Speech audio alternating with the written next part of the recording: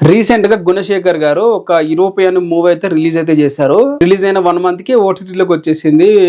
ఈ టీవీ విన్లా వచ్చింది, పర్లేదు, చాలా మంది చూసే వాళ్ళు చూస్తారు. బట్ నిన్న వాళ్ళు దానికి పెట్టిన ప్రెస్ మీట్ లో కొన్ని విషయాలు మాట్లాడారు గుణశేఖర్ గారు. నా మూవీలో నేను స్టోరీ కథ అవన్నీ చెప్పాను, బట్ నా మూవీ ఎవరు చూడట్లేదు. పైగా నా మూవీ చూడకుండా కథ ఉన్న మూవీస్ కి ఆదరణ ఉంటుంది అంటారు, బట్ ఇక్కడ నేను కథతో తీస్తే నన్ను ఎవరు నా మూవీ చూడలేదు అని చెప్పి ఒక పాయింట్ అయితే వేశాడు. అని అన్న పాయింట్ కథనం అన్ని బాగుంటే జనాలు డెఫినెట్ గా వెళ్ళి చూస్తారు. ఎందుకంటే చిన్న సినిమాలుగా రిలీజ్ అయిన చాలా కూడా దీనికి ఉదాహరణ. బట్ ఈ యూరోపియన్ అనే మూవీ అని వచ్చి సరిగా ప్రమోషన్స్ చేసుకోకుండా అంటే కంటెంట్ కూడా అంత మంచిగా లేకపోవడం వల్ల మూవీ అనేది బాక్స్ ఆఫీస్ దగ్గర ఆడలేదు. ఓటీటీలోకి వచ్చేసింది. ఇప్పుడు ఓటీటీలోకి వచ్చిన తర్వాత మూవీస్ థియేటర్ ఇక్కడ ఆడట్లేదు కాబట్టి ఓటీటీని ఒక 3 months ఎక్స్టెండ్ చేయండి, 3 months పెంచండి ప్రతి మూవీకి కూడా, అప్పుడు ప్రతి ఒక్కరు థియేటర్ కి వచ్చి చూస్తారు అని చెప్పి కామెంట్ అయితే చేస్తున్నారు. ఫస్ట్ ఆఫ్ ఆల్ ఎవరైతే ఈ థియేటర్స్ లేకుంటే ఈ మూవీ గురించి డిస్కషన్ చేసే వాళ్ళు ఉంటారో వాళ్ళు చేయాల్సింది మొదటిది ఏంటంటే టికెట్ రేట్లు అనేవి తగ్గించారు. 150, 120, 170 రూపీస్ పెట్టండి టికెట్. లేదు 325, 299 నార్మల్ చేసి పడేశారు పెద్ద మల్టీప్లెక్స్ లో కూడా. ఆ 150 మల్టీప్లెక్స్ లో పడితే ఎవడెళ్ళాడు చెప్పండి. ప్రతి ఒక్క ఫ్యామిలీ కూడా వేసుకుని వెళ్తారు మూవీ ఎలా ఉన్నా కూడా. బట్ మీరు టికెట్ రేట్లు పెట్టరు. చిన్న సినిమా అయినా కానీ పెద్ద సినిమా అయినా అసలు ఎవడు ఈ ముఖం కూడా తెలియని హీరో సినిమా కూడా 299 రూపాయలు నార్మల్ చేసేసారు. ప్రతి ఒక్కరు దాన్ని పెట్టుకుని వెళ్ళాలి సినిమాకి. సో అది కంట్రోల్ లో చేస్తే జనాలు వల్ల థియేటర్ కి వచ్చి చూస్తారు. ఒకప్పుడు మూవీ బాగాలేకపోతే థియేటర్ కి వచ్చి చూసేవాళ్ళు